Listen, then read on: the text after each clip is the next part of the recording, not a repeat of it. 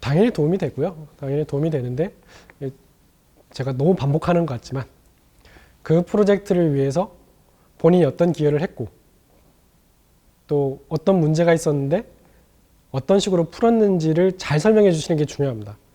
프로젝트의 개수가 10개인 것보다 그런 것들이 잘 보이는 프로젝트가 숫자가 적은 게 훨씬 더 나을 경우도 있어요. 그러니까 만약 프로젝트가 굉장히 많은데 주도적인 역할을 했다는 느낌을 저희가 못 받는다. 그러면 시쳇말로 막 무임승차한 분이라고 저희가 오해할 수도 있으니까 그런 부분들을 오히려 신경 써서 이력서에도 좀 잘 표현해 주시면 도움이 되실 거라고 생각을 하고 있습니다. 최대한 많이 넣는 게 무조건 도움이 된다고 말씀드릴 수 있을 것 같습니다. 나를 표현해야 되는데 이 회사에서 혹은 이 면접관이 어떤 부분을 좋아할지 알 수가 없습니다. 그래서 내가 딱히 나쁜 일을 한 게 아니라면 내 이력서에서 나를 표현할 수 있는 것들을 최대한 많이 넣어주세요. 그게 면접관에게도 좋고 면접자에게도 좋은 방향이라고 생각합니다. 당근마켓에서는 기본적으로 직원들이 나중에 잘 돼서 창업했으면 좋겠다는 생각을 하고 있습니다. 그렇기 때문에 우리가 딱 봐도 매력적인 프로젝트를 만들었다면 혹은 성공할 것 같은 프로젝트를 만들었다면 그게 성공했든 실패했든 상관이 없습니다.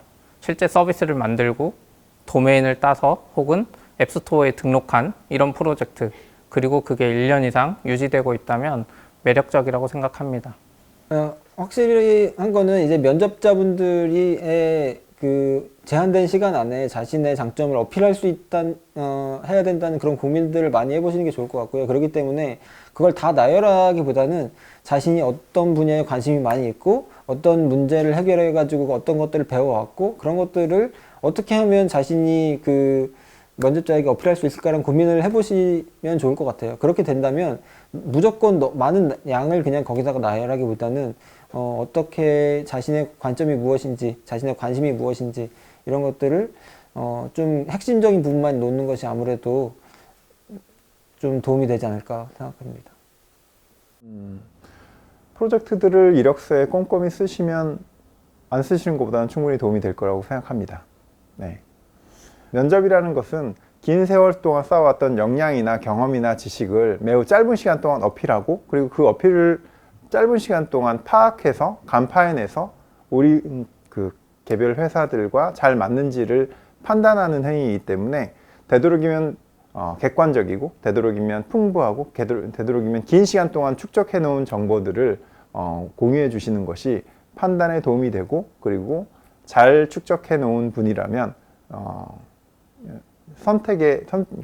채용되는데도 유리하실 거라고 생각합니다. 그런 점에서는 되도록 많은 정보나 지식, 그리고 지금까지 축적해 왔던 과제 경험들, 그리고 과제의 결과물들을 어필해 주시는 것이 판단에 도움이 됩니다.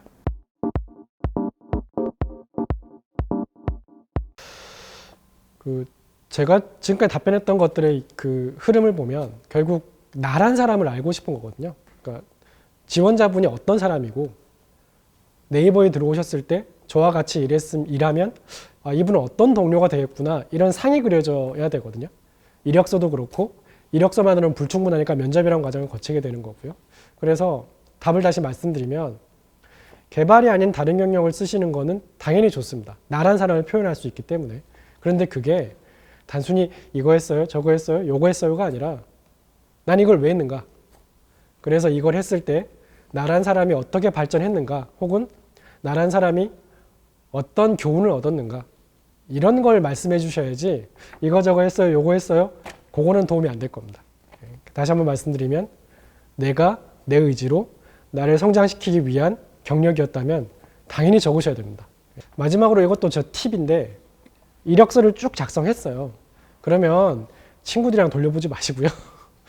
이미 일하고 계신 분들, 선배님들한테 한번 보여주시고 저 잘 썼나요? 라고 한 번쯤 의견을 들어보시면 또 좀 색다른 각도에서의 그 리뷰를 받으실 수 있지 않나라고 생각이 됩니다. 네. 앞서도 말씀드렸지만 최대한 많이 넣는 게 도움이 됩니다. 저희 같은 경우도 비전공자가 자기 비전공에 대한 내역으로 어디 뭐 해외에 갔다 왔다거나 이런 걸 안 넣는 경우가 있는데요. 저희가 보기에는 그거에 대한 노력도 이 개발 분야뿐만이 아니라 이 사람이 일을 대하는 자세 이런 것들을 볼 수 있다고 생각하거든요. 그래서 비전공일 때 했던 일도 최대한 많이 적어주면 좋습니다. 네. 일단은 신입분들은 아무래도 경력이 적다 보니까 그런 고민들을 많이 하시는 것 같아요. 예를 들면 뭐 대표적으로 뭐 운전면허증 예를 들면 그런 것들은 당연히 전혀 상관없기 때문에 당연히 필요가 없으시겠고요. 다만 기본적으로 그래도 생각하셨을 때 상식적으로 생각하실 때 뭔가 문제 해결 능력이라든지 또는 개발이라든지 이런 거 좀 연관성이 있으시면 좀 적어도 좋지 않을까? 라는 생각을 들긴 합니다. 근데 다만 너무 신입이나 주니어 같은 경우에는 그런 것들에 내가 경력이 너무 없지 않을까? 이런 거에 너무 고민을 많이 안 하셔도 될 것 같다는 생각을 일단은 하고 있어요. 그런 이력을 작성하시고 어필하는 것이 참고는 될 텐데 역시나 개발자를 뽑고 있기 때문에 본격적인 본질적인 판단 기준은 개발에 관련된 내용들입니다. 그래서 개발과 관련된 여러 가지 자질들 중에서 다양한 부분을 통섭하고 포괄하는 역량들이 있어. 그리고 나는 어느 한쪽이 아니라 다차원적인 사고를 할 수 있는 지식과 경험이 있어 라는 부분들을 어필하는 데는 도움이 되실 것 같은데요. 그거 이상으로 많은 참작이 되거나 아니면 그걸 벗어난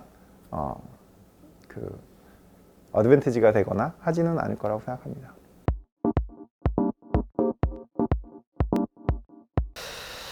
그 네이버에서는 개발 언어를 뭘 썼는지 묻지 않습니다. 이런 질문 하시는 면접관들은 거의 없으실 것 같고요. 대신 이런 식으로 질문하겠죠. 어떤 문제를 풀 때 여러 가지 언어가 있는데 이런 언어가 좋을 것 같은데 다른 언어를 쓰셨어요. 그러면 왜 이 언어를 쓰셨어요? 라고 물어보시겠죠. 그런 게 있지. 이 케이스에서는 C를 써야 돼? 혹은 뭐 이 케이스에서는 파이썬을 써야 돼? 이런 질문을 하는 면접관들은 네이버에는 없다고 제가 확신할 수 있고요. 성공한 프로젝트 경험은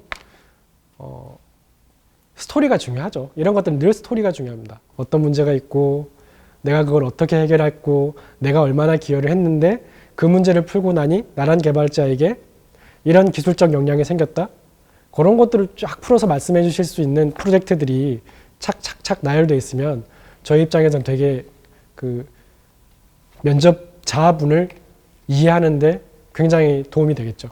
프로젝트를 저희가 여쭤보는 또 하나의 이유는 특히 이제 기술 면접보다 이제 제가 참여하는 이제 인성 면접 때 이제 그런 걸 많이 기대하는데 답이 좀 틀려도 돼요, 사실은.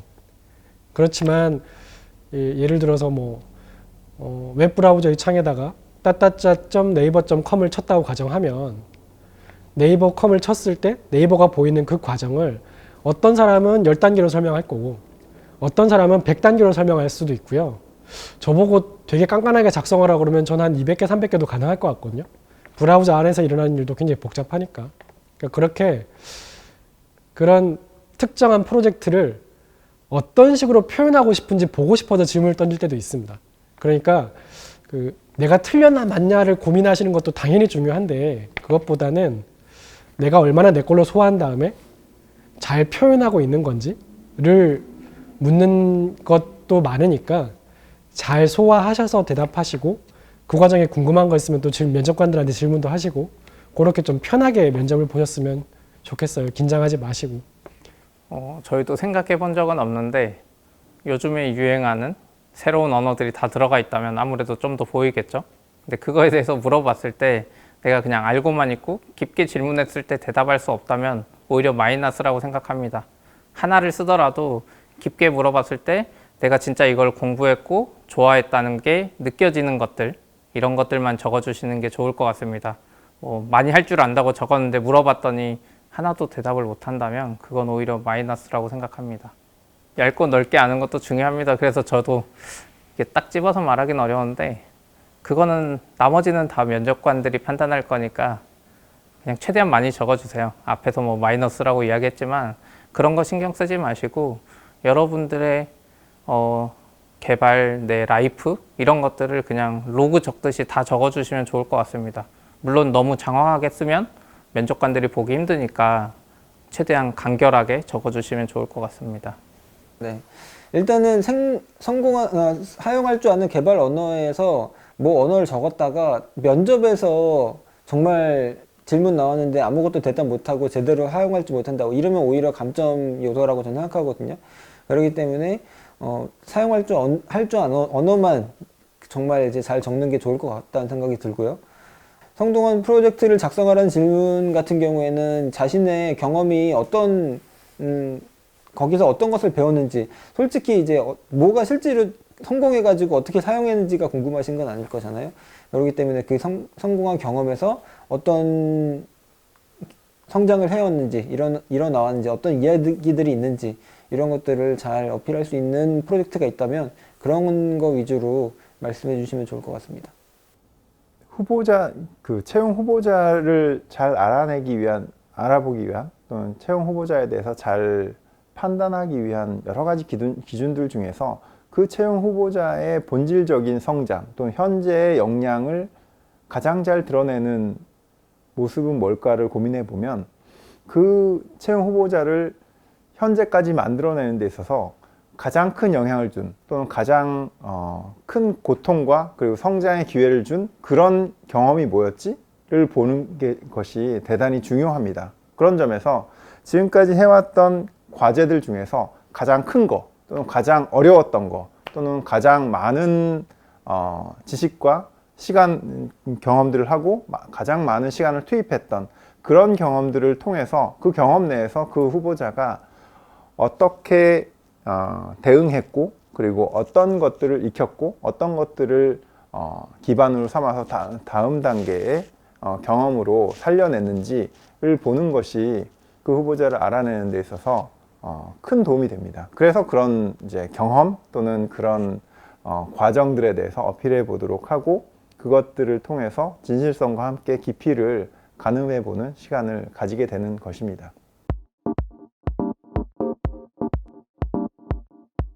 이것도 토플 점수를 어떻게 하면 늘릴 수 있죠? 라는 질문이랑 되게 유사한 것 같아요. 본인한테 맞는 스타일이 있을 거고요. 뭐 예를 들어서 영어 같은 경우도 문법을 먼저 공부하는 게 좋은 분도 있고 보캐브러리 단어 막 한 1000개 외우는 게 도움이 되는 분들도 있을 거고 이태원 가서 외국인이랑 한마디 하는 걸 더 한마디 하는 게 더 도움이 되는 분들도 있으실 거예요. 사실은 그런 것보다 어떻게 했을 때 내가 좀 더 발전하는지를 사실 다 알고 계시거든요. 다 알고 계세요. 그래서 답을 너무 정답을 찾으려고 하지 마시고요. 내가 이렇게 공부했을 때 나는 얻은 게 많어. 정말 즐거웠어.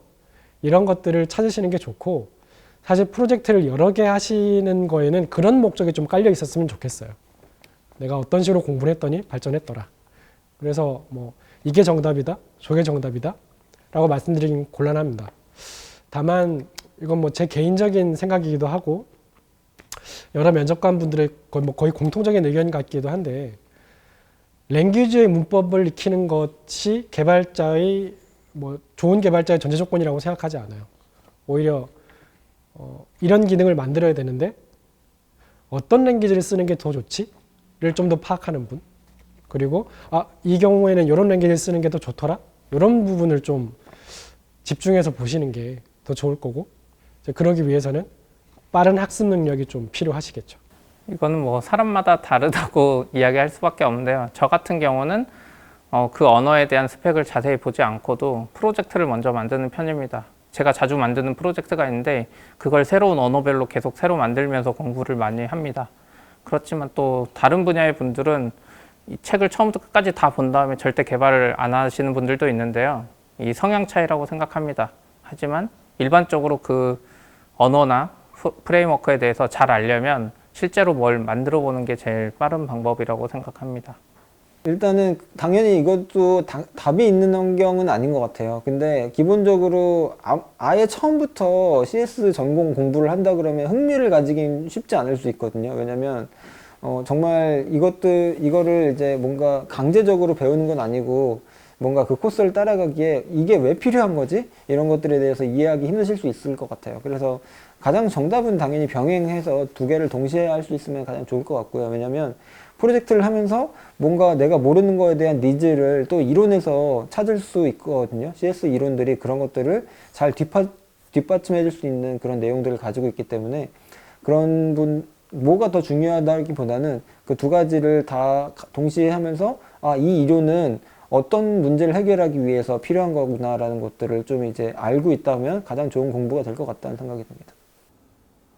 경우마다 다를 텐데요. 저는 42 서울을 기준으로 말씀드리겠습니다. 42 서울 같은 경우에는 대단히 독특하고 그리고 특이한 장점이 있는 교육 환경으로 알고 있습니다. 서로가 그 피교육생 동료들이 서로에게 영향을 주고 그리고 자극을 주고 그리고 교육 내용들을 나누고 그리고 퍼뜨리는 이런 환경이라고 알고 있고, 이 환경들은 회사에 입사해서 쉽게 얻을 수 있는 환경 또는 쉽게 접할 수 있는 경험은 아니라고 생각합니다. 그래서 42 서울에서 공부하고 계신 학생분들은 저는 그 환경에서 가장 잘 얻을 수 있는 그리고 가장 그 환경에서밖에 얻을 수 없는 그런 경험들을 많이 하시는 것이 도움이 될 거라고 생각하고, 그런 경험들은 저는 응용, 실기 뭐 이런 부분들보다는 42 서울에서 기초적으로 가르치고 그리고 기초적으로 안배해 놓은 교육 코스, 그건 아마 기초적인 그리고 이론적인 토대를 체화시키기 위한 교육이라고 알고 있습니다. 그래서 그런 부분들을 탄탄히 하고 필드에 나와서는 그걸 바탕으로 응용을 더 잘하는 노력을 하시는 게 더 나을 거라고 생각합니다. 사실 포트폴리오라는 게 이제 프로젝트를 나열한 거잖아요.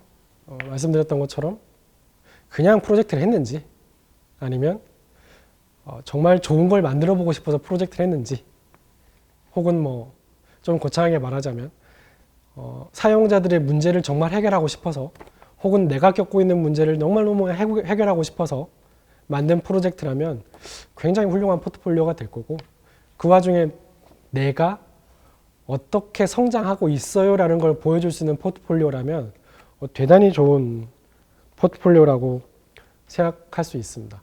네. 일단은 글쎄요, 어떤 분 자신이 그 포트폴리오 결과물도 중요하겠지만 요즘에는 웬만한 포트폴리오, 만약에 깃허브가 있다고 치면 정말 꾸준히 얼마나 자신이 쉬지 않고 열심히 만들었는지 같은 것들도 다 기록에 남잖아요. 그래서 그런 것들이 있다 그러면 굉장히 인상 깊었던 기억이 남았던 것 같고요. 그래서 그냥 결과물이 정말 이쁘고 정말 완성도가 너무 높다 그러면 솔직히 이게 어디까지 자기가 개발하는지 알 수가 없잖아요. 그렇기 때문에 그런 뭔가 결과물이 이쁘고 완성도가 높다라기보다는 실질적으로 얼마나 독창적인 아이디어를 자신이 열심히 만들었는지에 대해서, 그게 깃허브 그 커밋 그래프가 됐던 아니면 자신이 설명에서 어필을 하든 아니면 어떤 독창적인 그런 부분이 있던, 그런 어필할 부분이 있다면 그런 것들을 잘 보여줄 수 있으면 좋을 것 같습니다. 신입 개발자라면 신입 개발자의 역량을 파악하는 데 있어서는 몇 개의 단편적인 질문들을 가지고는 쉽지 않습니다. 결국 그 후보자가 지금까지 해왔던 교육을 통해서든 아니면 함께하는 스터디 그룹 등등을 통해서든 해왔던 개발 포트폴리오를 바탕으로 그의 역량들의 기초를 파악하게 될 것이라서 제가 보기엔 지배적이지 않을까라고 생각합니다.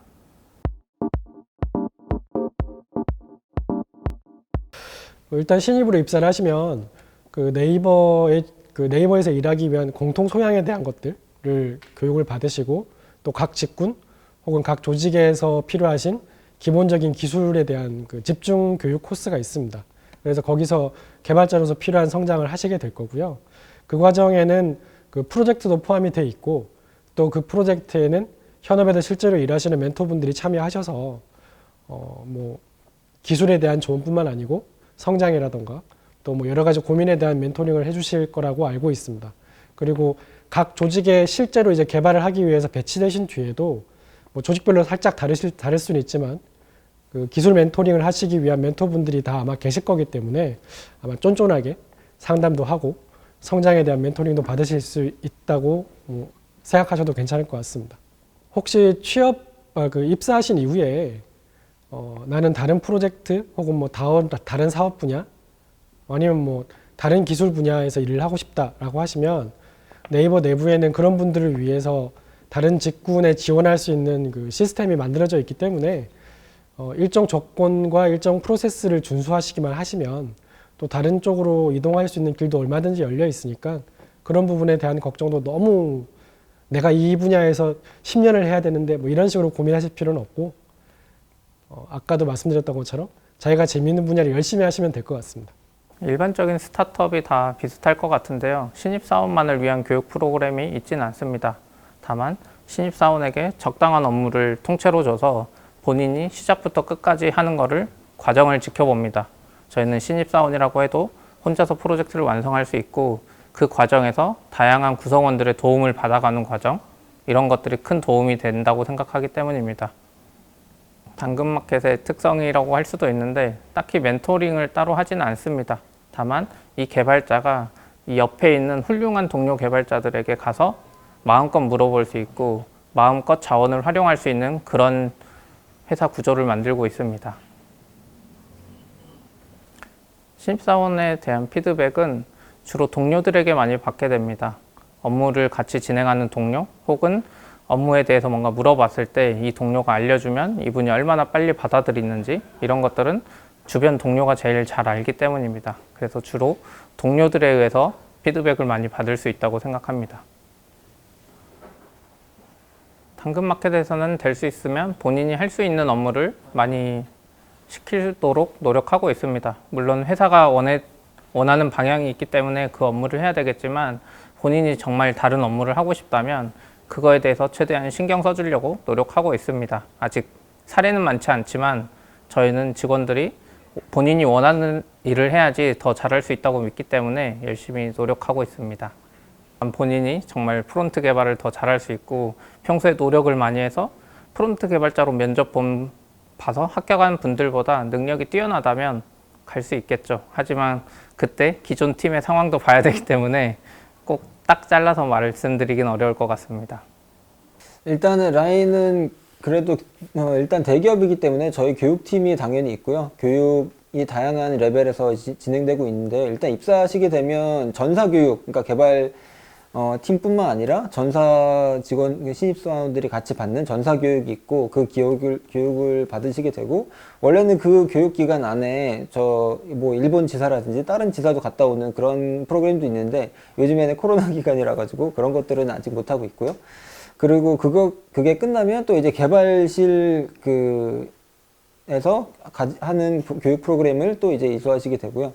그게 끝나면 그 다음에 각 팀에 이제 원래 지원하셨던 팀에 배정이 돼가지고 그 팀에서 이제 또 OJT라든지 그 필요한 팀별로 다른 프로그램을 이수하시게 됩니다.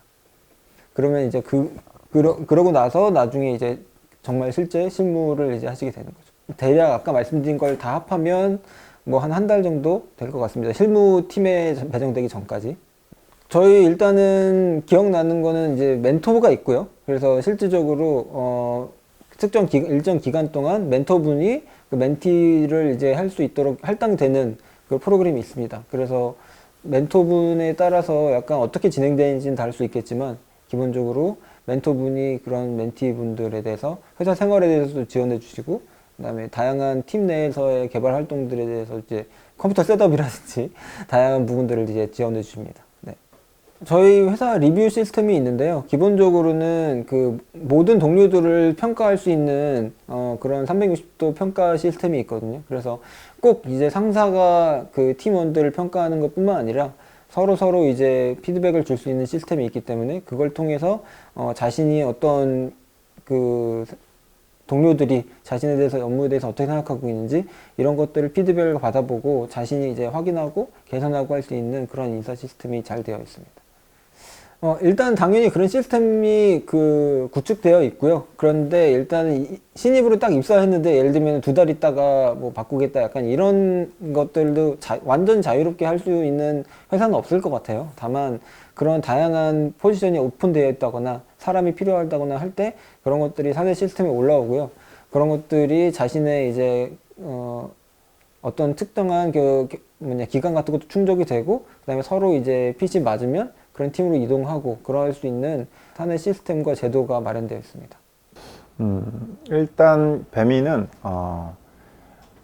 피플 팀이라고 해서 신입사원들이 온보딩 회사 문화에 온보딩 하는데 대단히 많은 투자와 좋은 시스템이 갖춰져 있습니다. 그래서 여러 가지 교육 과정들도 많이 준비되어 있고 그리고 프로그램들도 다양하게 갖춰져 있습니다. 그리고 네, 팀 내 입사 후에 온보딩 과정들이 있기도 하고요. 그리고 회사 문화에 특히 배민다움에 잘 녹아들 수 있도록 하는 피플 팀 또는 사내 문화 담당 팀들의 온보딩 교육이 매우 잘 돼 있습니다. 배민에는 기술 이사라는 제도가 있어서요. 각 영역에서 백엔드, 프론트엔드 등등 포함해서 최고의 기술적 역량을 갖고 계신 분들을 이사로 모시고 그리고 그 이사님들을 통해서 현업에서의 기술적 리더십도 발휘하지만 각 영역에서의 구성원들의 커리어 개발 그리고 직무 역량 향상 그리고 그 직무를 통해서 나온 결과물들을 외부에 블로그 포스트나 아니면 그 교육 콘텐츠로 끌어올리는 것까지도 멘토링을 해주는 제도가 있고 그런 제도들을 통해서 구성원들의 기술적 역량을 더 키워나가기 위한 노력들을 하고 있습니다. 그래서 그렇게 커나간 구성원들이 역시나 기술이사가 될 수 있는 기회들도 열려 있습니다. 이런 것들을 통해서 더 좋은 개발자, 더 좋은 테크니션이 될 수 있는 길이 열려 있다고 생각합니다. 배민에서는 일단 공식적인 피드백은 평가 제도가 1년에 한 번씩 있는데 중간에 업무 평가를 피드백을 줘서 피드백은 2번씩 일어나고 있고 그거 외에 업무 과정을 통해서 동료 피드백이나 아니면 상하 간의 피드백도 다양하게 이루어지고 있는데 상하 피드백은 어차피 그 업무 조직 내에서 풍부하게 이루어지고 있고 그 외에 아까도 말씀드렸듯이 제가 저 CTO를 필두로 해서 기술 이사들이 동료들에게 그리고 주니어 시니어들 포함해서 현재 해 나가고 있는 기술적 역량들 또는 성취들을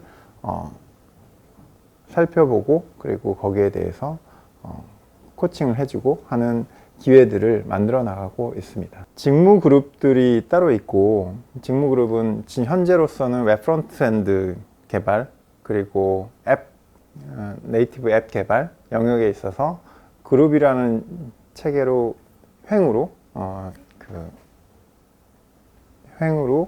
구성되어 있고 이 그룹 내에서의 커뮤니케이션 그리고 그룹 리더십에 의한 코칭이나 아니면 가이드가 활발하게 이루어지고 있습니다. 그래서 자기 직무 영역에서의 전문성을 좀 더 키울 수 있는 기회들이 열려 있다고 생각합니다.